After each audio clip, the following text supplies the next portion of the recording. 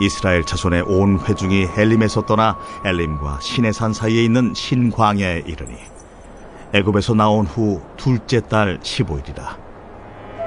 이스라엘 자손 온 회중이 그 광야에서 모세와 아론을 원망하여 이스라엘 자손이 그들에게 이르되, 우리가 애굽 땅에서 고기가 곁에 앉아있던 때와 떡을 배불리 먹던 때에 여호와의 손에 죽었더라면 좋았을 것을. 너희가 이 광야로 우리를 인도해내어 이 온 회중에 줄여 죽게 하는도다. 그때에 여호와께서 모세에게 이르시되, 보라, 내가 너희를 위하여 하늘에서 양식을 비같이 내리리니 백성이 나아가서 일용할 것을 날마다 거둘 것이라. 이같이 하여 그들이 내 율법을 준행하나 아니하나 내가 시험하리라. 여섯째 날에는 그들이 그 거둔 것을 준비할지니 날마다 거둔 것에 갑절이 되리라. 모세와 아론이 온 이스라엘 자손에게 이르되, 저녁이 되면 너희가 여호와께서 너희를 애굽 땅에서 인도하여 내셨음을 알 것이요, 아침에는 너희가 여호와의 영광을 보리니 이는 여호와께서 너희가 자기를 향하여 원망함을 들으셨습니다. 우리가 누구이기에 너희가 우리에게 대하여 원망하느냐? 여호와께서 저녁에는 너희에게 고기를 주어 먹이시고 아침에는 떡으로 배불리시리니 이는 여호와께서 자기를 향하여 너희가 원망하는 그 말을 들으셨습니다. 우리가 누구냐? 너희의 원망은 우리를 향하여 함이 아니요 여호와를 향하여 함이로다. 모세가 또 아론에게 이르되, 이스라엘 자손의 온 회중에게 말하기를 여호와께 가까이 나아오라. 여호와께서 너희의 원망함을 들으셨느니라 하라. 아론이 이스라엘 자손의 온 회중에게 말하매 그들이 광야를 바라보니 여호와의 영광이 구름 속에 나타나더라. 여호와께서 모세에게 말씀하여 이르시되, 내가 이스라엘 자손의 원망함을 들었노라. 그들에게 말하여 이르기를, 너희가 해질 때에는 고기를 먹고 아침에는 떡으로 배부리니 내가 여호와 너희의 하나님인 줄 알리라 하라. 저녁에는 메추라기가 와서 진에 덮이고 아침에는 이슬이 진주 위에 있더니 그 이슬이 마른 후에 광야 지면에 작고 둥글며 서리같이 가는 것이 있는지라. 이스라엘 자손이 보고 그것이 무엇인지 알지 못하여 서로 이르되, 이것이 무엇이냐? 모세가 그들에게 이르되, 이는 여호와께서 너희에게 주어 먹게 하신 양식이라. 여호와께서 이같이 명령하시기를, 너희 각 사람은 먹을 만큼만 이것을 거둘지니 곧 너희 사람 수여대로 한 사람에 한 오멜씩 거두되 각 사람이 그의 장막에 있는 자들을 위하여 거둘지니라 하셨느니라. 이스라엘 자손이 그같이 하였더니 그 거둔 것이 많기도 하고 적기도 하나 오멜로 되어 본즉 많이 거둔 자도 남음이 없고 적게 거둔 자도 부족함이 없이 각 사람은 먹을 만큼만 거두었더라. 모세가 그들에게 이르기를, 아무든지 아침까지 그것을 남겨두지 말라. 그들이 모세에게 순종하지 아니하고 덜어는 아침까지 두었더니 벌레가 생기고 냄새가 난지라. 모세가 그들에게 노하니라. 무리가 아침마다 각 사람은 먹을 만큼만 거두었고 햇볕이 뜨겁게 쬐면 그것이 쓰러졌더라. 오늘 이 출애굽기 16장 말씀을 보면 다시 이스라엘 백성들이 참 좋았던 오아시스 엘림을 떠나서 새로운 광야로 나아가는 것을 볼 수가 있습니다. 엘림은 머물기에 너무 좋은 장소였습니다. 그러나 그곳에 계속 머물 수 없었습니다. 왜요? 이들에게는 약속의 땅을 향하여 갈 사명이 있었기 때문입니다. 여러분, 우리도 그렇습니다. 우리의 인생은 끝없이 저천성을 향하여 가는 동안 광야를 계속해서 지나가게 되어 있습니다. 때로는 달콤한 휴식을 하기도 하고 편하기도 하고 때로는 여기에 계속 머물러 있고 싶지만 주님께서 우리를 부르시는 그 부르심의 현장을 향하여 계속해서 나아갈 수밖에 없는 존재들이죠. 자, 이제 이스라엘 백성들이 가는 이 신광야는 상당히 큰 규모의 광야입니다. 자, 이 신광야로 들어간 지가 애굽에서 나온 후에 둘째 달 15일이라 이렇게 얘기를 합니다. 자, 둘째 달 15일 그러면 첫째 달 15일에는 이스라엘이 출애굽을 했고요. 6월절에 이제 한 달째 되고 있다라고 말씀합니다. 자, 이제 한 달째 되고 난 이후에 이스라엘 백성들이 광야 생활을 한 달 동안 하고 났더니 뭐가 생기느냐? 원망이 생깁니다. 모세와 아론을 원망합니다. 자, 이 원망이라는 건 이제 여러 가지 이유와 건수를 잡을 수 있지만 사실은 내가 기대했던 것과 다를 때 나오게 되어 있죠. 광야 생활도 출애굽은 너무너무 좋은데 출애굽해서 광야로 갈 줄 미처 몰랐습니다. 출애굽해서 바로 가나안 땅으로 갈 줄 알았는데 여러분 사실 그 당시에 애굽에서 가나안으로 가는 길은 지킨길이 있었습니다. 이 지중해 해변길을 따라서 계속해서 가면 되는데 하나님께서 일부러 그 길을 인도하지 않으시고 돌아가는 길을 인도하셨죠. 왜냐하면 지킨길로 가면은 중간중간에 아주 강성한 대적들이 많이 있고 특별히 골리앗이 떡 버티고 있어서 이스라엘 백성들이 혼비백산해서 도망갈 수 있었기 때문입니다. 그래서 하나님께서 이스라엘을 일부러 큰 대적을 만나지 않도록 돌이키셔서 광야로, 남들이 가지 않는 길 광야로 인도하신 것이죠.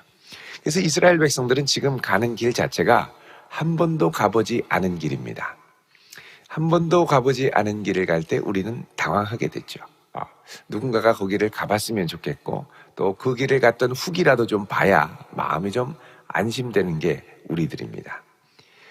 자, 이 한 번도 가지 않은 그 길 가운데 이게 편하고 좋은 길이면 모르겠거니와 늘 불볕더위가 있고 물이 언제 떨어질지 모르고 또 오아시스가 언제 나올지 모르고 늘 이렇게 불안불안한 그 광야를 지나가게 되니 이스라엘 백성들은 이제 안정된 삶을 강구하는 거예요. 적어도 물은 그냥 늘 원하면 먹을 수 있는 곳, 적어도 땡볕 가운데 쓰러지지 않고 원하면 얼마든지 내 집, 흙벽돌로 지은 집에 가서 쉬고 싶은 그곳, 애굽이 생각나는 겁니다. 자, 그런데 이제 항상 생각을 할 때 보면 늘 사람이 이제 편향적으로 생각을 합니다. 그때가 좋았지 하는 생각요. 자, 2절에 보시면 이스라엘 자손 온 회중이 그 광야에서 모세와 아론을 원망하면서 뭐라 그러냐? 우리가 애굽 땅에서 고기 가마 곁에 앉아있던 때와 떡을 배불리 먹던 때에 여호와의 손에 죽었더라면 좋았을 것을 너희가 이 광야로 우리를 인도해내어 온 회중이 줄여 죽게 하는도다. 자, 이제는 양식을 가져왔던 게 아마 거의 다 떨어졌던 것 같습니다. 그 양식이 떨어지고 먹을 게 점점점 줄어드니까 차라리 우리가 옛날에 애굽에서 고기 가마 곁에 앉아있던 때와 떡을 배불리 먹던 때 그때 죽었으면 훨씬 좋았을 텐데 이제 광야에서 줄여 죽게 되는구나. 자, 앞에서 이스라엘 백성들이 배운 게 무엇이었습니까? 여호와께 부르짖는 신앙이었습니다. 거룩한 백성이라 그러면 어려움과 문제를 만날 때마다 하나님 앞에 담대히 간구하고 기도할 수 있는 세상 사람과 다른 분별된, 구별된 점이 있어야죠. 그럼 우리가 세상과 다른 구별점이라고 하면 세상 사람들은 듣고 체념하고 포기하고 낙담한다면 성도는 하나님 앞에 이 문제를 가지고 나와서 간절히 기도하는 데 있겠죠. 자, 그러면서 우리가 여기서 죽겠다 이렇게 얘기합니다. 여러분, 그런데요, 이스라엘 백성들이 그때가 좋았지 그때가 좋았지 하면서 얘기를 하는데 항상 과거를 회상하면서 현재를 불평할 때는 과거를 좋게 얘기를 합니다. 여러분, 우리 출애굽기 2장 23절을 한번 보십시오. 이스라엘이 처음 광야에 있을 때, 아니 애굽에 있을 때 하나님께 어떻게 했는가가 나옵니다. 2장 23절 같이 읽어보겠습니다. 시작. 여러 해 후에 애굽 왕은 죽었고 이스라엘 자손은 고된 노동으로 말미암아 탄식하며 부르짖으니 그 고된 노동으로 말미암아 부르짖는 소리가 하나님께 상달된지라. 자, 고된 노동으로 말미암아 탄식하여 부르짖었다고 그럽니다. 자, 고기 가마 곁에 앉아있기는 했겠죠. 적어도 떡은 시컷 먹을 수 있을지 몰랐겠죠. 여러분, 고기 가마 곁에 앉아있다는 게 고기를 시컷 먹었다는 말은 아닙니다. 왕실에서 쓰는 고기 막 잔뜩 뭐 잔치 있을 때 구워 바칠 때도 있었겠죠. 일부 조금 자기 몫이 떨어질 때도 있었겠죠. 고기가 아마 곁에 있었다는 것 자체가 행복했던 거죠. 그런데 낮에 일할 때는 어떻습니까? 죽도록 일해서 너무 힘들어서 하나님께 살려달라고 부르짖었던 결과가 이건데, 그때 부르짖을 때는 생각하지 못하고 지금 죽겠다고 또 투덜투덜 하는 겁니다.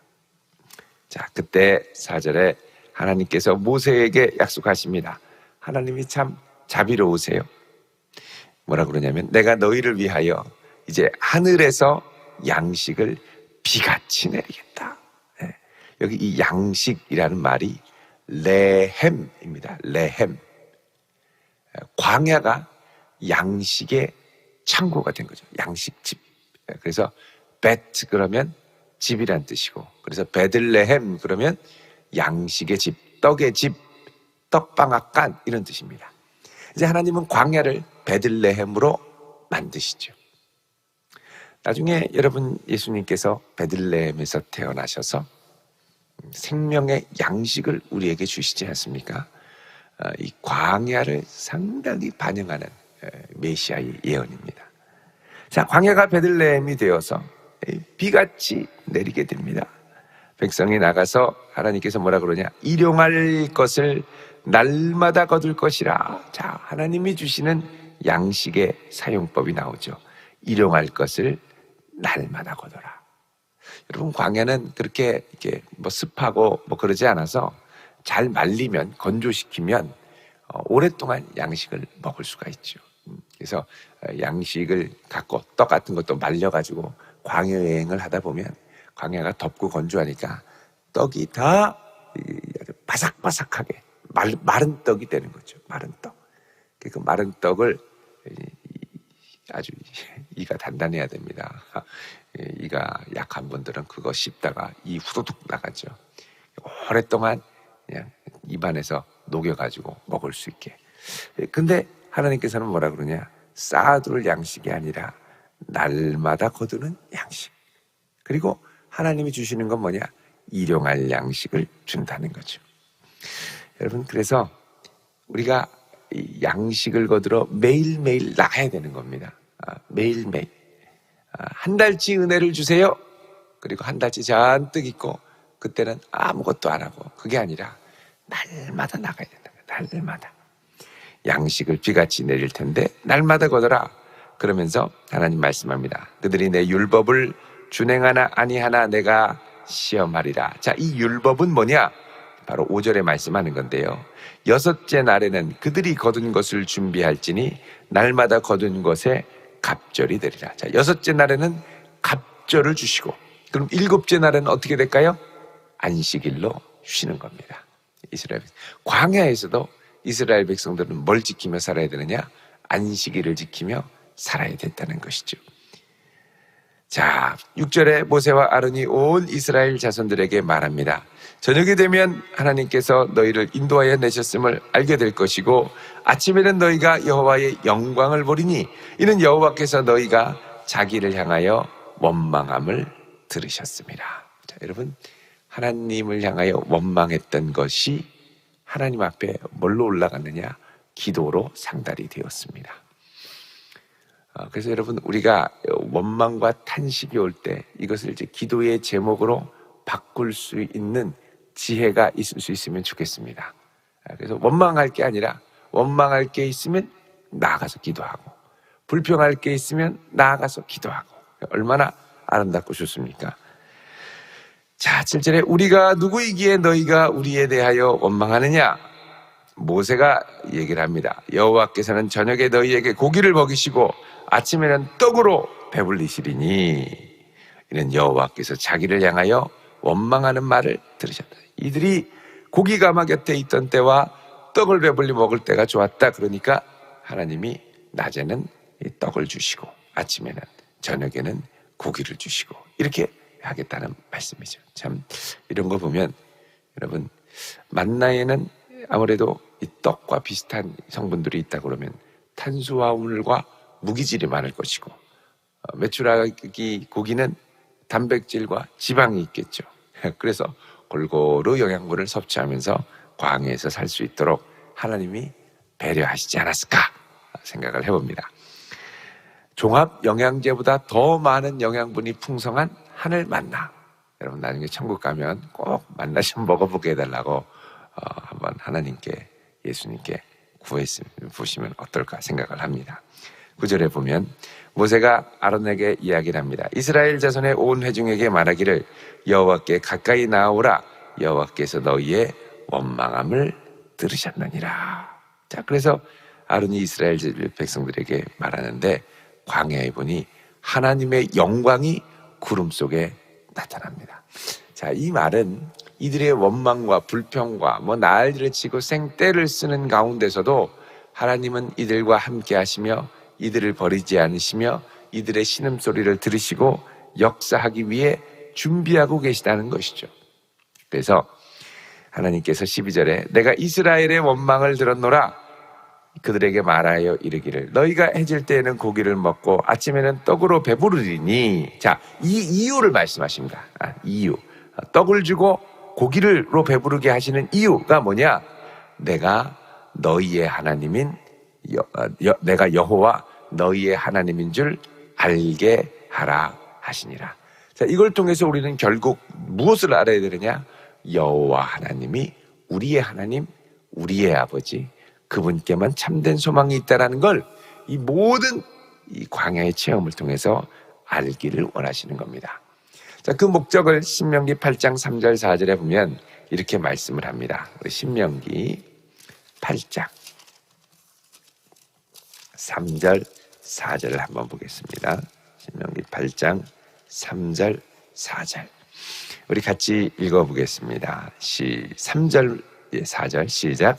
너를 낮추시며 너를 줄이게 하시며 또 너도 알지 못하며 내 조상들도 알지 못하던 만나를 내게 먹이신 것은 사람이 떡으로만 사는 것이 아니요 여호와의 입에서 나오는 모든 말씀으로 사는 것을 내가 알게 하려 하심이니라. 이 40년 동안에 내 의복이 헤어지지 아니하였고 내 발이 부르트지 아니하였느니라. 아멘. 자, 지금 하나님께서 이 모든 것을 행하신 것은 뭐냐? 사람이 여호와의 입에서 나오는 말씀으로 사는 존재라는 걸 알도록 하기 위해서라고 말씀을 합니다. 자, 그래서 이스라엘 백성들이 이렇게 하는 것은 하나님을 제대로 알고 그분의 말씀으로 사는 존재이기 때문에 그분의 말씀을 신뢰하고 나아가는 것이 생명임을 알아야 한다는 것이죠. 자, 정말 저녁이 되니 13절에 메추라기가 와서 진에 덮이게 됐습니다. 메추라기가 와서 진에 덮인다. 어떻게 살아있는 메추라기들이 오냐? 그냥 와서 푹 쓰러지는 거죠. 진 앞에. 다 실신하면 그 이제 다 아침에 되면 다 고기가 되는 겁니다. 여러분 얼마나 많이 왔냐면요. 민수기 11장 31절 보시면 신명기 앞에 민수기 11장 31절 기가 막힙니다. 자, 읽어보겠습니다. 시작. 바람이 여호와에게서 나와 바다에서부터 메추라기를 몰아 진영 이쪽 진영곁 이쪽 저쪽 곧 진영 사방으로 각기 하루길 되는 지면 위 2규빗쯤 내리게 한지라. 자, 진영 이쪽 저쪽 사방 동서남북으로 하루길. 하루 종일 사람이 가면 얼마나 갈까요? 네. 하루 종일 가면은 한 30km 정도 보통 그 당시 행군할 때 그 정도로 이야기를 하죠. 동서남북 30km로. 그리고 여기 보면은 2규빗쯤 내렸다. 여러분 한 규빗이 45cm거든요. 여기서부터 여기까지. 그러니까 2규빗이면 90cm. 거의 1m가 고기가 쌓인 거죠. 치킨이 1m씩 하루께 30kg로 동서남북 사방에 매일 쌓이면 매일 가서 주워오는 거. 기가 막힌 겁니다, 이게.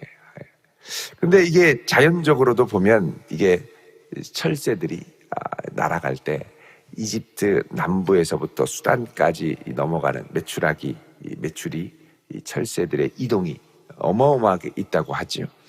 근데 가다 보면은 지쳐서 꼭 이 시내 반도쯤에 내려앉는 경우들이 많이 있습니다. 근데 이때 하나님이 아주 강한 동풍으로 거의 실신시켜서 그냥 목숨은 붙어 있지만 기절해서 그냥 사막에 내리꽂는 거죠. 그러면은 사방에 이 메추리 알들이 쫙. 여러분, 아침마다 켄터키 프라이드 치킨이 직경 30kg로 1m씩 쌓여가지고 사방에 있다 그러면 얼마나 행복하시겠습니까? 치킨 좋아하시나요? 예. 메추리 치킨이 사방에 동서남북 막 1m씩 쌓여가지고 30kg를 가면 기가 막히게, 이게 날마다 광야 생활 기적이죠. 예. 하나님이 이렇게 너희들을 사랑하신다라고 말씀합니다. 자, 그리고 그 다음부터 이 만나가 내리는데 14절에 이슬이 마른 후 광야 지면에 자꾸 둥글며 서리 같은 것이 이렇게 끼어 있는데 이게 뭔지 몰라가지고 이름을 얘기를 하기를 이것이 무엇이냐? 이게 이제 히브리어로 만후입니다.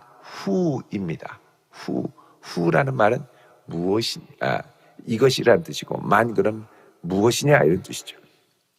이게 뭐냐 이런 말입니다. 여기서 나온 말이 만납니다. 이게 뭐냐? 그러니까는 여러분, 양식은 신비입니다. 하나님이 주시는 신비. 네 힘으로 얻는 것 같지만 네 힘으로 얻을 수 없는 전적으로 하나님이 주시는 신비라는 거죠. 이걸 알고 받아들이고 그때 어떻게 되죠? 우리는 양식 주심을 감사하게 됩니다. 그 하나님이 주시면서 뭐라고 그래요? 16절에 먹을 만큼만 거두어라. 그 각 사람 수요대로 한 오멜 2.1리터씩 거두는데 먹어라. 거두어라. 그래서 이스라엘 자손이 그같이 했더니 거둔 것이 많기도 하고 적기도 했는데 나중에 재보니까 거의 비슷하게 부족함 없이. 모세가 말합니다. 19절에 누구든지 아무든지 아침까지 남겨두지 말아라. 그런데 광야에서 갑자기 음식이 막 쏟아지듯 쌓이니 이 완전히 눈이 뒤집혀가지고 사람들이 사방에 막 모으죠. 여러분, 저쪽 여름 되면 저 춘장대 조개 있죠. 조개. 물 갈라지면 사람들이 막 뛰어가가지고요. 지금 코로나라서 어떨지 모르겠습니다만 뛰어가서 막 조개를 캐가지고 오는데 이만큼 막 매가지고 와요. 매가지고. 저는 그거 보면서 어떤 생각을 했냐면 다 먹을라나. 근데 이 눈이 벌게가지고 조개가 나온다니까. 그리고 공짜잖아요. 이게 웬 떡이냐. 그래서 뭐 이러고서는 오죠. 욕심이라는 거예요. 욕심. 아침까지 뒀더니 20절에 벌레가 생기고 냄새가 납니다.